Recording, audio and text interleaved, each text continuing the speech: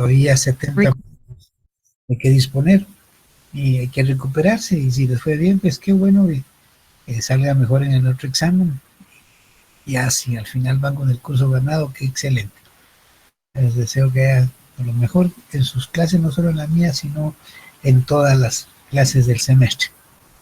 Bien, habíamos hablado del tema de los órganos jurisdiccionales, y habíamos dicho que pues constituyen las instituciones o las personas encargadas de administrar justicia, es decir, de resolver los conflictos que se plantean entre los particulares con el fin de mantener la paz y la armonía social. Habíamos mencionado también cómo se integraban estos órganos funcionales, mencionamos lo que era la elección popular, el nombramiento por el Ejecutivo, el nombramiento por el Judicial, el concurso y el nombramiento por el Legislativo, a través de lo que vimos como eran las comisiones de postulación. Ahí nos habíamos quedado en la clase anterior. Vamos a ver hoy lo que son cómo se clasifican los órganos jurisdiccionales. Y vamos a ver la clasificación de unipersonales y colegiados. Cuando estamos ante el frente de un órgano unipersonal, uni es uno, personal, persona, entonces una persona. El tribunal o el juzgado, como le quieran llamar, es unipersonal cuando al frente del mismo se encuentra un solo juez.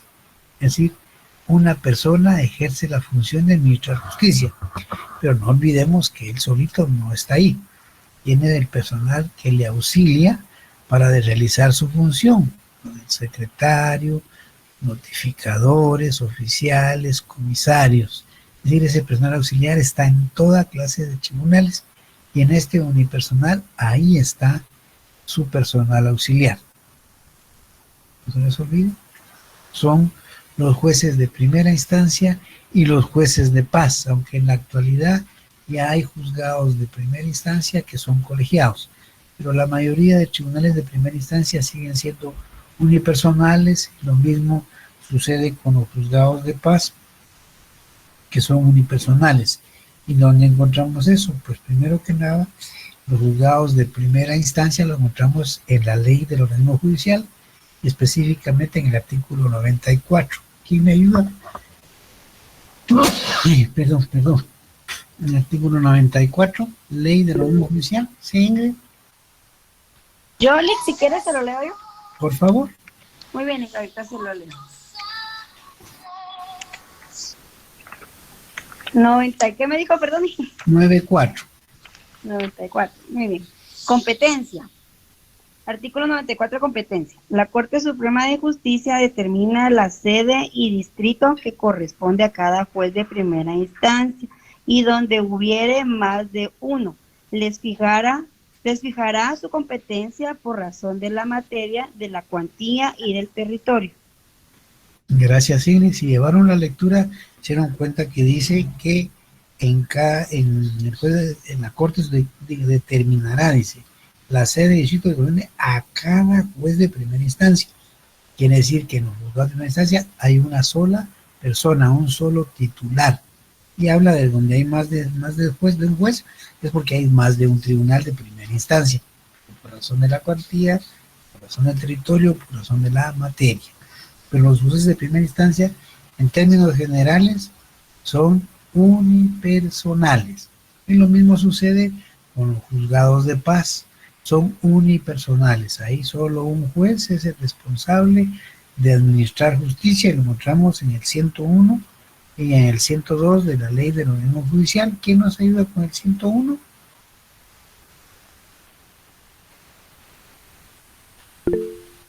¿Sí, Melanie? Buenas noches, Lick. 101 dijo, ¿verdad? Sí, así es. 101. Juzgados de paz. Los juzgados menores se denominan juzgados de paz, a menos que por su especial naturaleza, la ley o la Corte Suprema de Justicia les dé distinta denominación.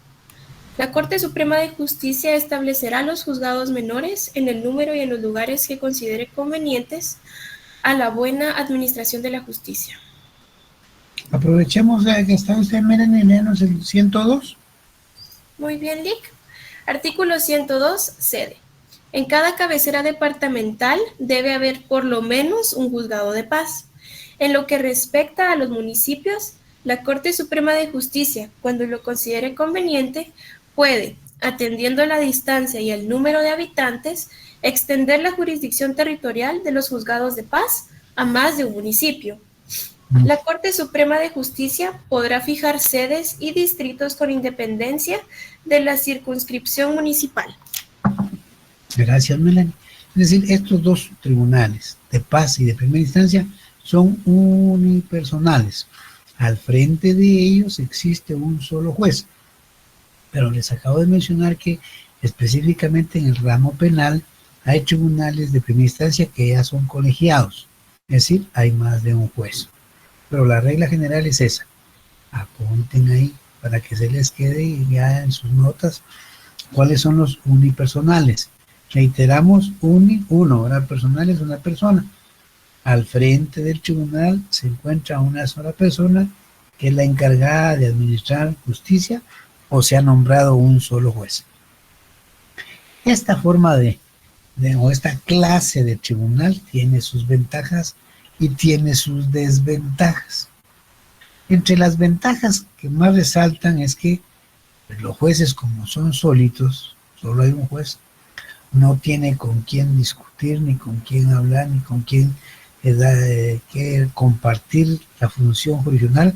Es de mucha responsabilidad para el juez. Él es el responsable de que su tribunal esté correctamente funcionando, es el responsable de que se resuelva en tiempo toda clase de peticiones de las partes, es el responsable de dictar la sentencia en el momento oportuno. Hay una responsabilidad de él en cuanto a su ventaja. Consecuencia de esa ventaja de responsabilidad, pues tiene que existir otra ventaja, que es la rapidez en la resolución de los procesos. Como solo es él, no tiene que compartir con nadie ni discutir con nadie cómo se va a resolver, cómo se va a actuar la sentencia, solo él lo hace, pues es más rápido, no hay que perder el tiempo en reuniones con nadie más para analizar el asunto, entonces es mucho más rápido. Así también se le señala como otra ventaja que es económico. ¿Para quién? Pues es económico para el Estado, porque solo desembolsa un salario para un juez y no varios salarios para varios jueces de un mismo tribunal.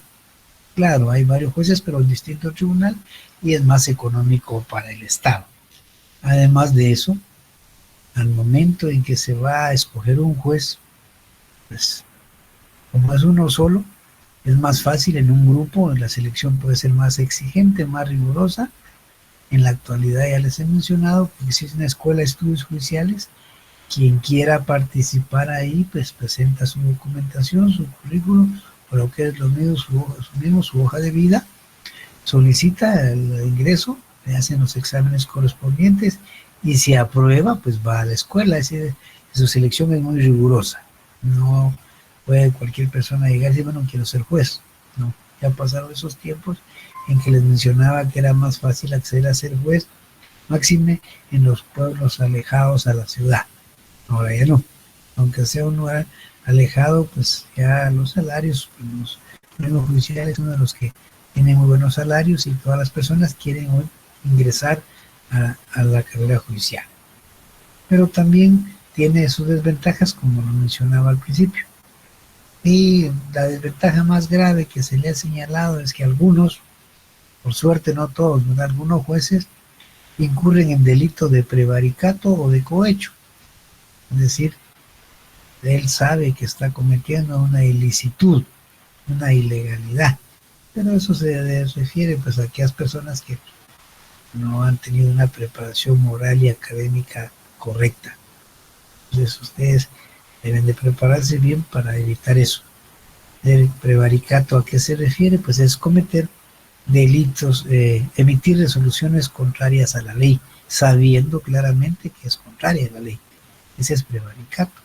Y el cohecho puede ser activo y pasivo, ya sea porque el juez pida alguna ventaja económica o de otra naturaleza para favorecer a alguien, o que una de las partes o las partes le den, le ofrezcan para que resuelvan en determinado sentido.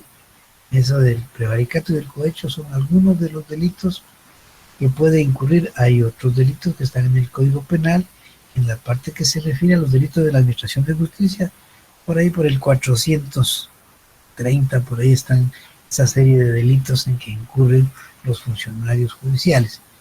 Entonces, cuando un juez, como es solo y si no tiene la calidad moral suficiente ni la preparación, va a decir, puede incurrir en esos delitos.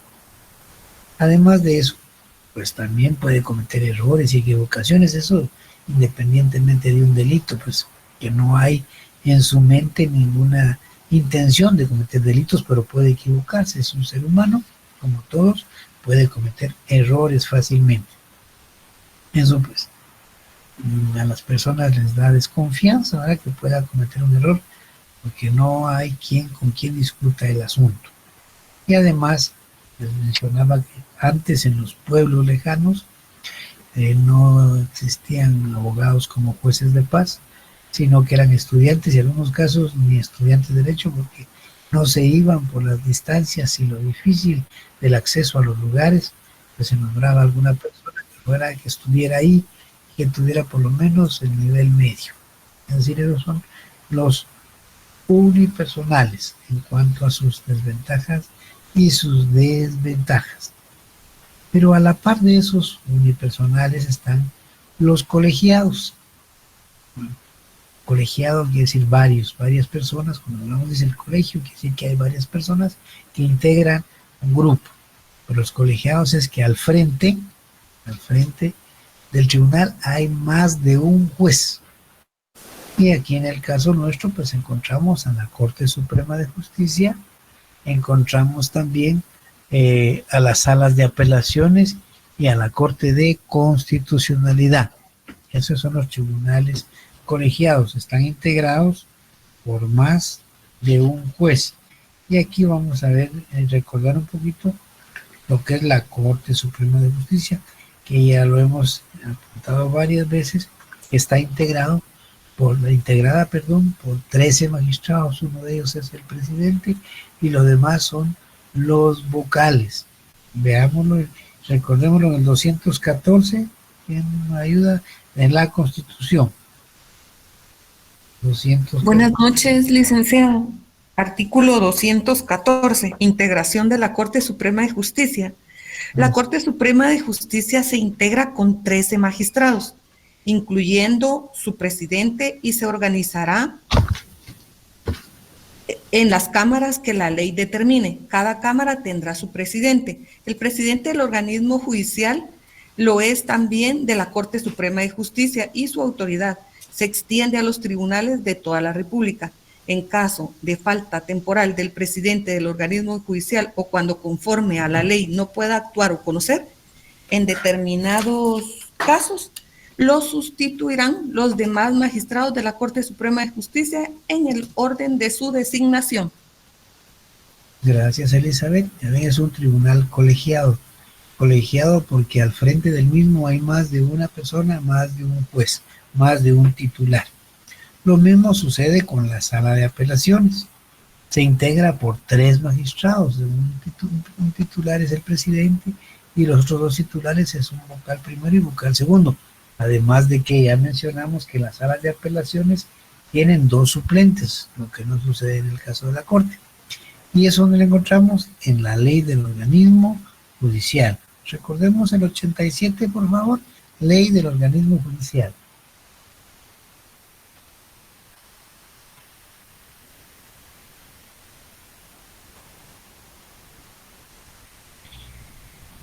Artículo 87, dijo, licenciado. Sí, Rosa. Integración. Cada sala se compone de 3 magistrados propietarios y 2 suplentes para los casos que sean necesarios, y será presidida por el magistrado que designe la Corte Suprema de Justicia. También podrá la Corte Suprema de Justicia aumentar el número de magistrados de cada sala cuando así lo exijan las circunstancias. Las disposiciones de esta sección comprenden en lo aplicable a los tribunales colegiados en general. Gracias, Rosana. Es decir, es un tribunal colegiado porque vimos que al frente del mismo hay más de un titular. Y igual suerte corre la Corte de Constitucionalidad. Ahí hay 5 titulares y ahí sí hay 5 suplentes, es decir, cada titular tiene un suplente. Y eso también encontramos en la Constitución, en el artículo 269. ¿Quién nos ayuda? Aparte de Rosana y de Elizabeth, que nos han ayudado. ¿Alguien más? 269. Sí, Patricia. Ahorita se lo leo, licenciado. Sí. 269, ¿verdad? Así es. Integración de Corte de Constitucionalidad. La Corte de Constitucionalidad se integra con 5 magistrados titulares, cada uno de los cuales tendrá su respectivo suplente. Cuando conozca de asuntos de inconstitucionalidad en contra de la Corte Suprema de Justicia, el Congreso de la República, el presidente o el vicepresidente de la República, el número de sus integrantes se elevará a 7, escogiéndose los otros 2 magistrados por sorteo de entre los suplentes. Los magistrados durarán en sus funciones 5 años, serán designados en la siguiente forma. Un magistrado por el Pleno de la Corte Suprema de Justicia. B. Un magistrado por el Pleno del Congreso de la República. C. Un magistrado por el Presidente de la República en Consejo de Ministros. D. Un magistrado por el Consejo Superior Universitario de la Universidad de San Carlos de Guatemala. Y E. Un magistrado por la Asamblea del Colegio de Abogados.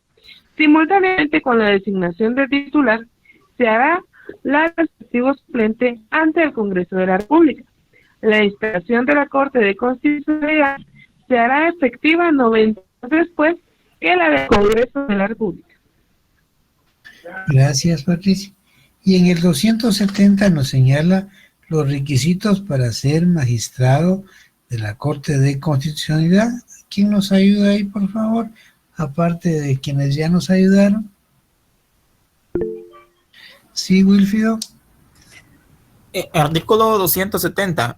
Requisito de los magistrados de la Corte de Constitucionalidad. Para ser magistrado de la Corte de Constitucionalidad se requiere llenar los siguientes requisitos. A. Ser guatemalteco de origen. B.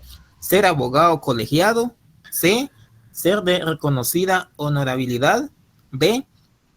Tener por lo menos 15 años de graduación profesional. Los magistrados de la Corte de Constitucionalidad gozarán de las mismas prerrogativas e inmunidades que los magistrados de la Corte Suprema de Justicia. Gracias, Wilfrido. Entonces son 3 tribunales colegiados. La Corte Suprema de Justicia, las salas de apelaciones y la Corte de Constitucionalidad. No se les olvide. Y para ser magistrado de sala son 5 años de ejercicio profesional. Para ser magistrado de corte, 10 años de ejercicio profesional. Y para ser magistrado de la Corte de Senado, 15 años de ejercicio profesional. Quédense con eso ahí en su cabecita, 5, 10, 15. Ahí ese es el requisito para optar a un cargo de esos. Y no se les olvide. Eso es en los tribunales colegiados. Repitiendo, al frente de los mismos hay más de un titular, más de un solo juez. Y también tiene, al igual que el tribunal unipersonal, sus ventajas y sus desventajas. En cuanto a las ventajas, se le señala primero que hay mayor certeza jurídica en los fallos. ¿Por qué? Porque como no es un solo el titular, sino son varios, se discute, se analiza, se interpreta y se llega a una conclusión. Claro, después de los análisis respectivos. Entre 3 personas, recuerden ese refrán, 2 cabezas piensan más que una, pues aquí en la sala son 3 y en la corte son 13 y en la OCC son 5, quiere decir que la resolución va a dar más certeza jurídica. ¿Por qué? Porque sus resoluciones sin duda alguna van a estar más apegadas al derecho, o lo que es lo mismo a nuestras leyes vigentes. En consecuencia de eso, pues, también tiene como ventaja la posibilidad de que no se den o se erradica la comisión de los delitos del prevaricato y del cohecho. pues no es lo más fácil, no es tan fácil ir a sobornar o complicarle la existencia a 3 magistrados de salas o a 5 en la Corte de Constitucionalidad o a los 13 en la Suprema. Es muy difícil que eso se dé. Entonces, hay ahí una certeza que no hay prevaricato y no hay cohecho. Entonces, a todas las personas les da satisfacción y garantía de que sus resoluciones van a estar mejor en un tribunal colegiado. Aparte de que ya mencionamos que al tribunal colegiado se llega generalmente por el recurso de apelación, la apelatio del derecho romano, para que un tribunal superior revise lo de un inferior. Claro, esa apelatio o esa apelación no implica para quien lo presenta que le van a resolver como él quiera. Lo que implica es una revisión de lo que resolvió el juez de primera instancia o el unipersonal. Si lo que resolvió está correcto, la sala de apelaciones lo va a confirmar, lo va a dejar así, independientemente del criterio que ha tenido quien presentó el recurso de apelación. Ahora bien, si el fallo no es correcto, está mal, pues el tribunal de segunda instancia o el colegiado pues lo va a cambiar. Es la función entre tantas de las que tiene. Esas son sus ventajas. Pero también tiene desventajas. ¿Qué desventaja hay? Bueno, pues como son 3 o son 5 o son 13, la responsabilidad se diluye entre todos. No es como el unipersonal, que él es el único responsable. Aquí se diluye entre todos los titulares de ese órgano colegiado. Como consecuencia de eso, pues los tribunales o el trámite en nuestros tribunales es más lento, más engorroso, porque hay que presentar reuniones, hay que discutir los expedientes, hay que trabajar en sus casos cada magistrado, es decir, es más lento, es más engorroso y la gente pues se desespera. Consecuencia de eso también es que es un proceso antieconómico, tanto para el juez como para las partes. Para el Estado. ¿Por qué para el Estado? Porque no es lo mismo pagar un juez que pagar 3, que pagar 5, que pagar 13, es mucho más caro. Además, por la jerarquía en que están, los salarios son distintos. El juez de paz es el que, en la jerarquía de salarios, es el que menos gana. El de instancia gana más, pero el de sala de apelaciones gana más y el de Suprema gana más. Entonces eso le representa al Estado mucho gasto, es antieconómico para el Estado. Y también es antieconómico para las partes, porque si están presentando recurso de apelación implica más tiempo en el proceso, más gasto económico en cuanto a pagar abogados, más desgaste físico y emocional, ¿no? Eso representa un proceso cuando se va a una segunda instancia. Es una desventaja que se compensa con las ventajas de la certeza jurídica, que las cosas van a estar mejor. Y hay otro problema. ¿Cómo se hace para escoger a los magistrados? Ya vimos que es a través de unas comisiones de postulación, que es un trabajo bien difícil. Me señalaba el otro día que presenta papelería a unas 1000 personas para que esa comisión de postulación solo escoja 26 de entre esos 1000. Imagínense qué difícil la escogencia o la selección. O para el caso de los magistrados de sala, que también presentan más de 1000. Y solo tiene que escoger una lista de 290 para el que con eso elija la mitad titulares y las 2/3 partes suplentes. Miren, es difícil. Ahí sí que cuesta eso, ¿verdad? Es decir, por eso es que su elección es muy difícil, no como unipersonal, que es más rigurosa, pero más práctica, más fácil. Eso es en cuanto a los tribunales colegiados y unipersonales, pero aparte de esos también hay tribunales por jurados. Señalábamos que esos son exclusivos de los países anglosajones y Estados Unidos, Inglaterra y Estados Unidos, aunque en Guatemala también los hay. Mencionamos ya lo que son los tribunales de imprenta. Ahí, por ejemplo, hay no necesariamente son abogados, los jueces, también son jurados. En el caso del arbitraje tampoco se requiere que sean abogados todos, es decir, ahí en los jurados pues son personas que no necesariamente tienen conocimientos jurídicos. Ya hemos visto, por ejemplo, en la televisión, ¿Quién es el principal en una película en la que se juzga un asunto penal? Es el jurado. El jurado es el que decide si es responsable o no, si es inocente o no, si es culpable o qué pasó. ¿Y el juez qué hace? Pues el juez es el encargado de que el debate se lleve correctamente, que haya un orden en el tribunal. En el caso de que el jurado, que es la figura principal de esta clase de tribunales, o de esa clasificación, que es el que dicta la sentencia y no dicta señala culpable a una persona, si le señala culpable, pues le corresponde al juez imponer la sanción respectiva. Pero el juez no tiene mucha trascendencia en ese tipo de procesos. Y la otra clase se llaman técnicos. Los técnicos, pues, son las personas versadas en derecho, preparadas en derecho, y les decía yo que son nuestros jueces. Los jueces de paz, de instancia, salas y corte son en su esencia titulares del derecho, o sea, abogados graduados, con preparación académica suficiente. Y por eso les decía yo el otro día a ustedes, prepárense correctamente. No solo ganen sus cursos, no se trata de eso, se trata de aprender a conciencia, porque ustedes van a ser los futuros jueces, ustedes van a ser los futuros magistrados, porque los que hoy están en esas funciones un día tendrán que jubilarse, es decir, se tiene que dar el paso a las nuevas generaciones y hay que ir ahí. Alguien tiene que hacerlo y ustedes son los llamados a hacerlo. Además, recuerden que San Carlos siempre ha tenido un prestigio que hay que mantenerlo, cuidarlo y elevarlo. San Carlos siempre está en las magistraturas, en los juzgados. Miren la Corte Suprema actual. Los magistrados son 13, pero en la actual, por renuncia de algunos de ellos, solo quedan 10. Pues de esos, me atrevería a decir que 7 u 8 quizás son de San Carlos. Es decir, vean la responsabilidad histórica que tiene el abogado de San Carlos. Entonces, por favor, ustedes van a estar ahí, prepárense lo mejor que se pueda para ejercer una función importante para el país, como es la administración de justicia. Eso genera paz y seguridad y armonía social.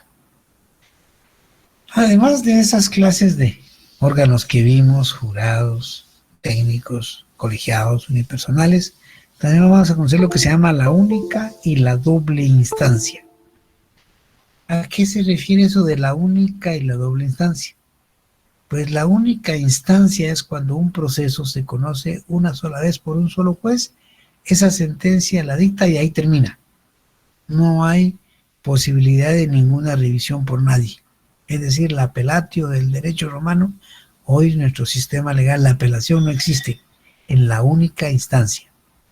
El juez falló y no nos queda otra más que aceptar su fallo, porque son procesos de menor importancia, sencillos, en lo que se está discutiendo no es trascendental. Por ejemplo, si una persona es detenida en estado de ebriedad, pues es una falta a las buenas costumbres, pues le pondrán una sanción, que se dio 3 meses, por ejemplo, de prisión, o paga, que se digamos, 10 quetzales o 5 quetzales diarios para que salga. Pues no hay quien revise eso, porque no hay mayor trascendencia.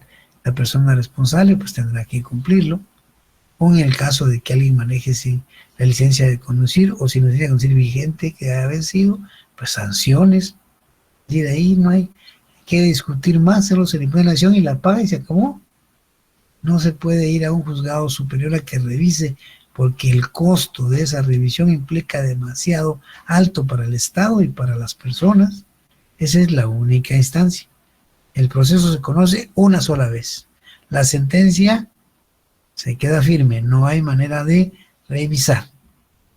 ¿Qué ventajas y desventajas le asisten a esta única instancia?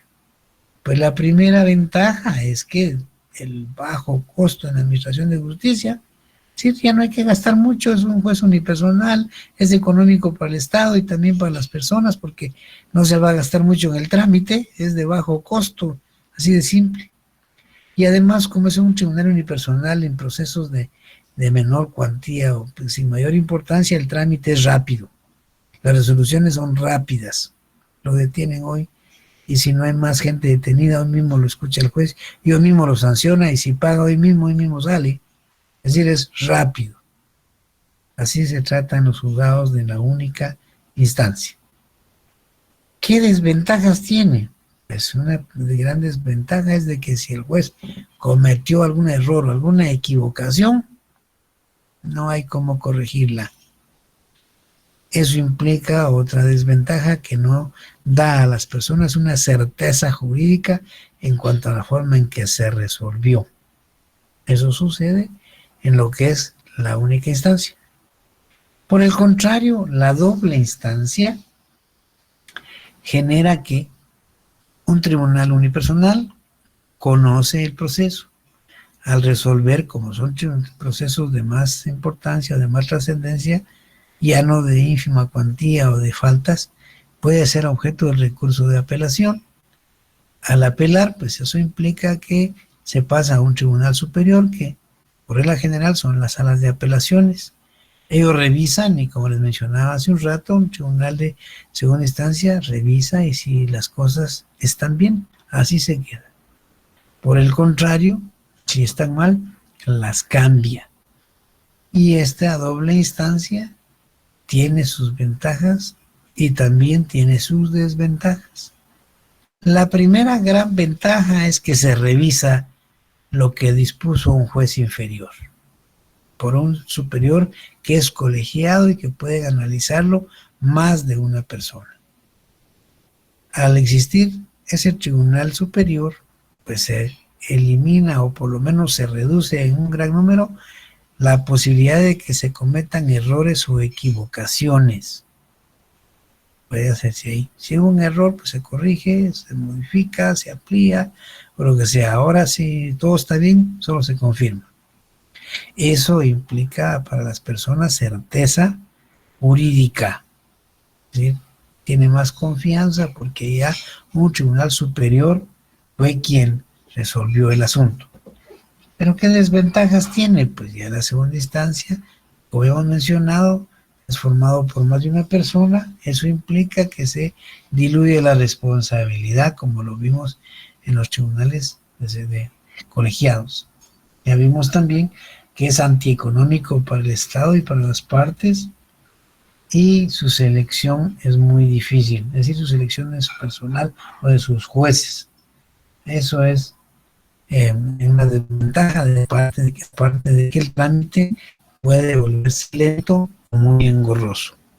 Pero esa doble instancia, o dos instancias como se le llama, tiene su fundamento primero que nada en la Constitución y también en la ley del organismo judicial. Primero que nada vamos a leer la Constitución. ¿Quién nos apoya con el 211?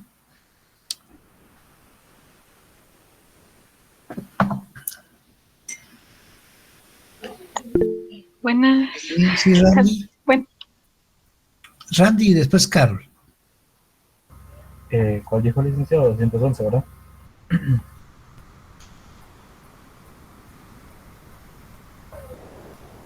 Buenas noches, licenciado, ¿me escucha?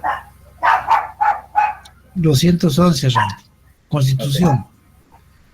Instancias en todo proceso. En ningún proceso habrá más de dos instancias, y el magistrado o juez que haya ejercido jurisdicción en alguna de ellas no podrá conocer en la otra ni en casación en el mismo asunto sin incurrir en responsabilidad. Ningún tribunal o autoridad puede conocer de procesos fenecidos, salvo los casos y formas de revisión que determine la ley. Gracias, Randy. Y vamos a molestar a Carol que nos ayude en relación al mismo tema con la ley del organismo judicial en el artículo 59. A ver, Carol. ahorita, licencia, ahorita lo busco.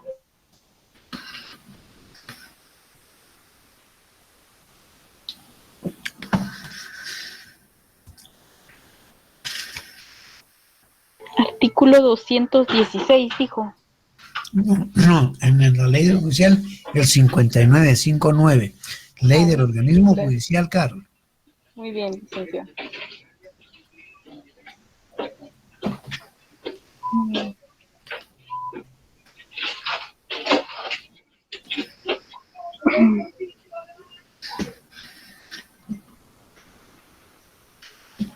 el artículo 59 dice instancias. En ningún proceso habrá más de 2 instancias. Gracias, Carol. Hasta más chiquito de lo que dice la Constitución. Simple. Más 2 instancias. La ley recoge un recurso que se llama recurso extraordinario de casación, pero eso no implica otra instancia, sino que la ley lo establece para casos muy específicos. Es un recurso muy técnico. Para plantearlo también se requieren determinados casos, no en todos. En civil hay una variedad de juicios en los que no se permite ese recurso extraordinario. Y siendo tan técnico, muchas veces se plantea y se rechaza inmediatamente. Nosotros le llamamos liminarmente, porque hay que expresar de una forma técnica cuáles son los motivos de fondo o los motivos de forma por los que plantean el recurso y consideran que el tribunal de segunda instancia o la sala de apelaciones o el de la doble instancia se equivocó. Pero, como les decía, el reto es un recurso demasiado complicado. Es muy difícil llegar ahí y ese recurso extraordinario de casación solo lo conoce la Corte Suprema de Justicia. Ya mencionamos que la Corte Suprema de Justicia está integrada por 13 magistrados, un presidente, 12 vocales, y entre ellos se dividen en cámaras. Una cámara penal que conoce en casación los asuntos penales. La cámara civil que conoce a través del recurso extraordinario de casación asuntos civiles, específicamente juicios ordinarios de mayor cuantía. Sí, y la Cámara de Amparos que conoce los problemas de los amparos y de antejuicios. En ese sentido, cada uno de ellos se integra para conocer el recurso. Lo revisan y muchas veces, como digo, es tan técnico que inmediatamente lo rechazan. No es una tercera instancia, no, sino se da en circunstancias muy especiales, porque se refiere al recurso extraordinario de casación, que ese no existía en el derecho romano.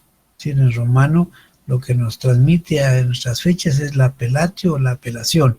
Este recurso extraordinario, el que lo van a ver ustedes en su derecho procesal civil y derecho procesal penal, viene después, como garantía, desde luego, para una correcta administración de justicia cuando se hayan ocurrido errores específicos que el Código Procesal Civil y el Código Procesal Penal señalan.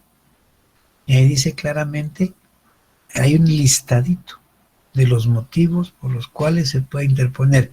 Si no encuadra en ninguno de esos motivos, no hay por qué plantearlo, porque no es una revisión como en la apelación, sino es ver si hubieron fallas específicas que se dieron en el proceso, especialmente en la segunda instancia. Eso es lo que ustedes van a ver de momento. No se preocupen por el recurso extraordinario de casación, que eso no es materia nuestra. Solo, como dice, es un pequeño adelanto para a futuro en su derecho procesal penal y su derecho procesal civil. Eso es en cuanto a la única y doble instancia, regulado en la Constitución y regulado también en la ley del organismo judicial. Toca ver los principios de la organización judicial, pero por el tiempo y que no nos dio tiempo también en el periodo anterior de entrar a eso, los vamos a dejar ahí para la próxima clase, los principios de la organización judicial o jurisdiccional. Bien, nos vemos el jueves. Y desde ya, pues, les deseo buen provecho, feliz noche, que la pasen bien, sigan cuidándose y nos vemos el viernes. Gracias.